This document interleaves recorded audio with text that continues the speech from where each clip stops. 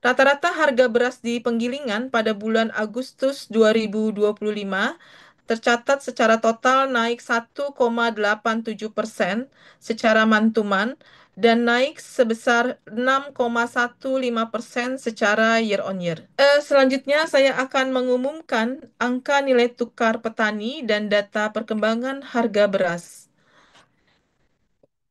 Nilai tukar petani atau NTP pada Agustus 2025 tercatat sebesar 123,57 atau naik 0,76% dibandingkan dengan Juli 2025.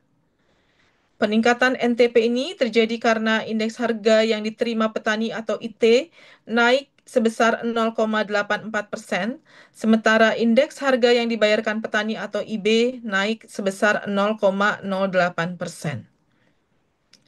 Komoditas yang dominan mempengaruhi peningkatan indeks harga yang diterima petani nasional adalah gabah, kelapa sawit, jagung, dan juga bawang merah.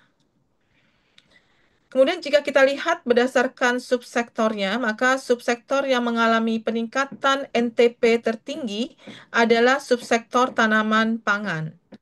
Subsektor tanaman pangan ini mengalami peningkatan NTP sebesar 2,40% dan hal ini terjadi karena IT naik sebesar 2,31%, sementara IB turun sebesar 0,09%.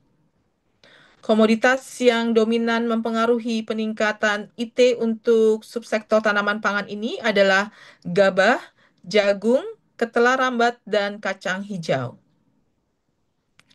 Berikutnya untuk nilai tukar nelayan mengalami peningkatan sebesar 0,77%. Hal ini karena IT naik sebesar 0,87%, lebih tinggi dibandingkan kenaikan IB yang sebesar 0,10%. Dan komoditas yang dominan mempengaruhi peningkatan IT untuk subsektor nilai tukar nelayan ini adalah tongkol, cakalang, kembung atau kombong atau sumbo, dan juga selar. Berikutnya adalah rata-rata harga beras baik di tingkat penggilingan, grosir, serta eceran. Yang pertama, rata-rata harga beras di penggilingan pada bulan Agustus 2025 tercatat secara total naik 1,87% secara mantuman dan naik sebesar 6,15% secara year on year. Jika kita pilih menurut kualitas beras di penggilingan, maka beras premium naik 2,32% secara mantuman atau naik 5,77% secara year on year. Dan beras medium naik 1,46% secara mantuman, serta naik 6,58% secara year on year. Selanjutnya untuk inflasi beras di tingkat grosir dan eceran pada bulan Agustus 2025, yang pertama untuk tingkat grosir, terjadi inflasi sebesar 0,64% secara mantuman dan terjadi inflasi sebesar 5,56% secara year on year. Kemudian di tingkat eceran, terjadi inflasi sebesar 0,73% secara mantuman dan terjadi inflasi sebesar 4,24% secara year on year.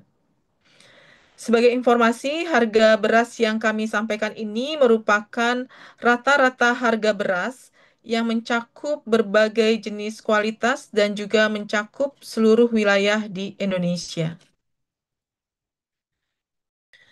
Berikutnya untuk selanjutnya saya sampaikan perkembangan luas panen dan produksi padi atau beras berdasarkan hasil amatan survei kerangka sampel area atau KSA untuk kondisi bulan Juli 2025. Pertama, akan saya awali dengan memberikan gambaran mengenai analisis dan prediksi curah hujan bulanan sepanjang Juli hingga Oktober 2025 yang berdampak pada kondisi pertanaman padi sepanjang Juli hingga Oktober 2025. Yang pertama, berdasarkan analisis prediksi BMKG, sepanjang Juli hingga Oktober 2025, secara umum curah hujan di seluruh wilayah Indonesia berada pada kriteria rendah hingga menengah. Ya, ini terjadi di sebagian besar Pulau Sumatera, Jawa, Bali, Nusra, kemudian Kalimantan dan juga Sulawesi.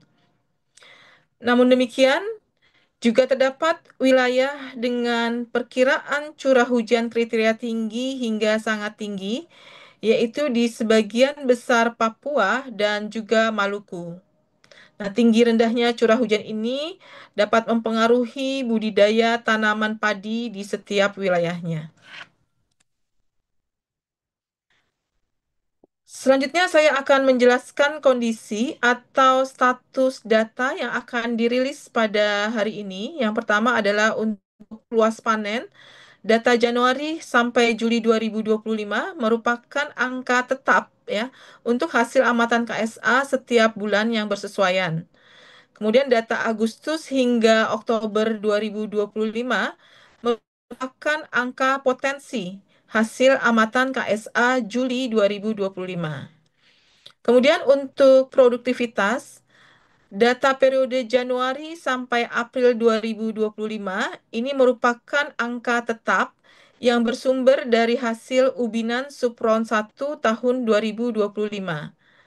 Kemudian pada Mei sampai Oktober 2025, statusnya masih angka sementara karena menggunakan rata-rata hasil ubinan Supron yang sama 2 tahun sebelumnya, yaitu tahun 2023 hingga 2024. Dengan demikian, produksi yang merupakan perkalian luas panen dan produktivitas akan mengikuti status masing-masing ya. Jadi yang pertama, angka tetap ada pada Januari hingga April 2025, kemudian angka sementara adalah untuk bulan Mei dan Juli 2025, kemudian angka potensi untuk bulan Agustus hingga Oktober 2025. Angka sementara dan potensi akan berubah menjadi angka tetap pada rilis-rilis selanjutnya. Ini penjelasan awal untuk data yang akan kami sampaikan.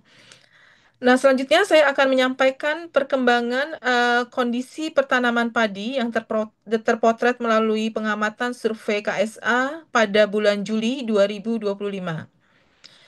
Dari potret kondisi pertanaman padi pada Juli 2025 dapat diperoleh gambaran mengenai luas panen padi pada Juli dan juga potensinya hingga bulan Oktober tahun ini. Pada amatan survei KSA di bulan Juli 2025 diperlihatkan bahwa sekitar 11,69% lahan pertanian untuk budidaya tanaman padi telah mengalami fase panen. Angka ini naik dibandingkan dengan Juli 2024 yang sebesar 9,30%.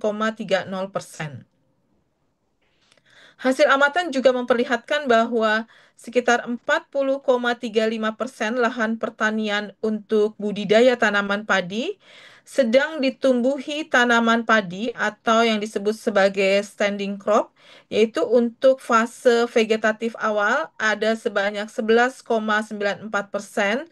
Kemudian pada fase vegetatif akhir ada sekitar 11,86% dan fase generatif ada sekitar 16,59%. Pada Juli 2025 terjadi penurunan proporsi fase luas persiapan lahan, kemudian fase standing crop, dan terjadi peningkatan proporsi lahan ditanami selain padi dibandingkan dengan kondisi Juni 2025. Sebagai catatan, tanaman padi pada fase generatif umumnya akan dipanen 1 bulan ke depan, kemudian fase vegetatif akhir akan dipanen 2 bulan ke depan, dan fase vegetatif awal akan dipanen 3 bulan ke depan.